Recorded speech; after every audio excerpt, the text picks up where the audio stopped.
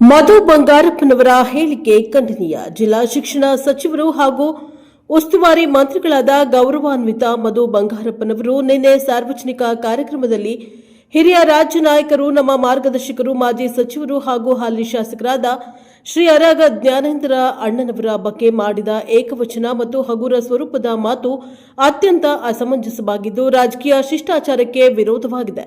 ರಾಜಕೀಯದಲ್ಲಿ ದೀರ್ಘ ಅನುಭವ ಹೊಂದಿರುವ ಜ್ಞಾನೇಂದ್ರ ಅವರಿಗೆ ಇಂತಹ ಅವಮಾನಕಾರಿ ಹೇಳಿಕೆ ನೀಡಿರುವುದು ಸಾರ್ವಜನಿಕ ಜೀವನದ ಮೌಲ್ಯಗಳಿಗೆ ಧಕ್ಕೆ ತರುವಂತಾಗಿದೆ. ರಾಜಕೀಯ ಭಿನ್ನಾಭಿಪ್ರಾಯಗಳು ಇದ್ದರೂ ಹಿರಿಯ ನಾಯಕರ ಗೌರವ ಕಾಪಾಡುವುದು ಪ್ರತಿಯೊಬ್ಬ ಜನಪ್ರತಿನಿಧಿಯ ಮೂಲಭೂತ ಜವಾಬ್ದಾರಿ ಅನ್ನೋದು ಸಚಿವರು ಮರೆಯಬಾರದು.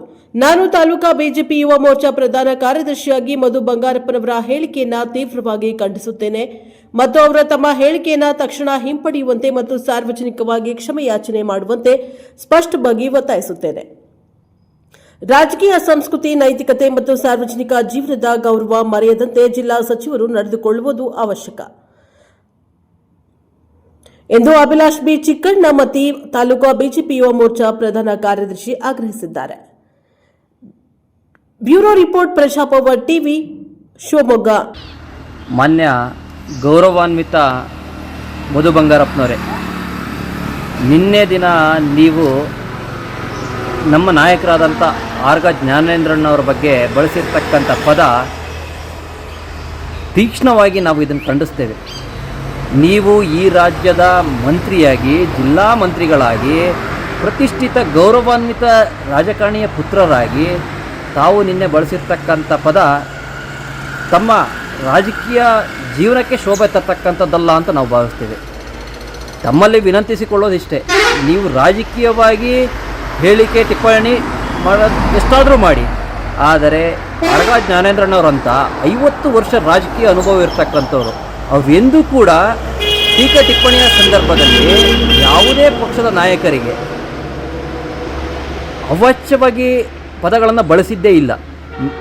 ಹಾಗೂ ತೀರ್ಥಹಳ್ಳಿಯ ಎಲ್ಲ ಪಕ್ಷದ ಕಾರ್ಯಕರ್ತರು, ಮತದಾರರು ಒಪ್ಕೊಳ್ತಕ್ಕಂಥ ನಾಯಕರು ಆಗ ಜ್ಞಾನೇಂದ್ರಣ್ಣವರು.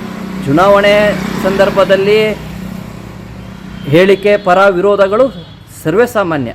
ಆದರೆ ತೀರ್ಥಹಳ್ಳಿಯ ಕ್ಷಣ ಪ್ರಬುದ್ಧ ಮತದಾರರು ಇರ್ತಕ್ಕಂಥದ್ದು ಕ್ಷೇತ್ರ ಅದು. ಕುವೆಂಪು ಅವರು, ಕಡಿದಾಳ್ ಮಂಜಪ್ಪನವರು, ಶಾಂತವೇರಿ ಗೋಪಾಲಗೌಡರು, ಇಂಥ ಪ್ರಬುದ್ಧ ರಾಜಕಾರಣಿಗಳು, ಇಂಥ ಮಹಾನ್ ನಾಯಕರು ಜನಿಸಿರ್ತಕ್ಕಂಥ ಕ್ಷೇತ್ರದಲ್ಲಿ ಇವರು ಕೂಡ ಒಬ್ಬರು ಮಹಾನ್ ನಾಯಕರಾಗಿ, ಒಂದು ಶ್ರೇಷ್ಠ ವ್ಯಕ್ತಿಯಾಗಿ, ಒಂದು ಬಡ ಕುಟುಂಬದಿಂದ ಬಂದಿರತಕ್ಕಂಥವ್ರು. ಯಾವುದೋ ತಂದೆಯ ಹೆಸರಿನಿಂದನೋ ಯಾವುದೋ ಬೇರೆ ಬೇರೆ ಬಲಾಢ್ಯದಿಂದನೋ ರಾಜಕೀಯ ಕ್ಷೇತ್ರಕ್ಕೆ ಬಂದಿದ್ದವರಲ್ಲ. ಒಂದು ಬಡ ಕುಟುಂಬದಲ್ಲಿ ಜನಿಸಿ ಕಾರ್ಯಕರ್ತರ ನಡುವೆ, ಮತದಾರರ ನಡುವೆ ನಾನಾ ಹೋರಾಟಗಳ ಮೂಲಕ ರಾಜಕೀಯ ಕ್ಷೇತ್ರಕ್ಕೆ ಬಂದು ಈ ತೀರ್ಥಹಳ್ಳಿ ಕ್ಷೇತ್ರದಲ್ಲಿ 10 ಬಾರಿ ಸ್ಪರ್ಧಿಸಿ 5 ಬಾರಿ ಚುನಾಯಿತ ಪ್ರತಿನಿಧಿಗಳಾಗಿ ಈ ನಾಡಿನ, ಈ ಕ್ಷೇತ್ರದ, ಜಿಲ್ಲೆಯ ಜನರ ಸೇವೆ ಸಲ್ಲಿರ್ತಕ್ಕಂಥ ಸಾಮಾನ್ಯ ಜನನಾಯಕರಾಗಿರ್ತಕ್ಕಂಥ ಜ್ಞಾನೇಂದ್ರಣ್ಣವ್ರ ಬಗ್ಗೆ ನೀವು ಬಳಸಿರ್ತಕ್ಕಂಥ ಹೇಳಿಕೆಯನ್ನು ಕೂಡಲೇ ಹಿಂಪಡಿಬೇಕು ಅಂತೇಳಿ ನಾನೊಬ್ಬ ಭಾಜಪದ ಕಾರ್ಯಕರ್ತನಾಗಿ, ಆಗ ಜ್ಞಾನೇಂದ್ರಣ್ಣವರ ಹಿತೈಷಿಯಾಗಿ ತಮ್ಮಲ್ಲಿ ವಿನಮ್ರವಾಗಿ ವಿನಂತಿಸಿಕೊಳ್ತೇನೆ. ದಯಮಾಡಿ ಇಂಥ ಹೇಳಿಕೆಯನ್ನು ಮುಂದಿನ ದಿನಗಳಲ್ಲೂ ಕೊಡಬಾರ್ದು. ಕೊಟ್ಟಿರ್ತಕ್ಕಂಥ ಹೇಳಿಕೆಯನ್ನು ಹಿಂಪಡಿಬೇಕು. ಅದು ನಿಮಗೂ ಕೂಡ ಒಂದು ಗೌರವವನ್ನು ಹೆಚ್ಚಿಸ್ತಕ್ಕಂಥ ಕೆಲಸ ಆಗತ್ತೆ ಹಿಂಪಡೆದ್ರಿ ಅಂತ ವಿನಂತಿಸ್ಕೊಳ್ತೇನೆ.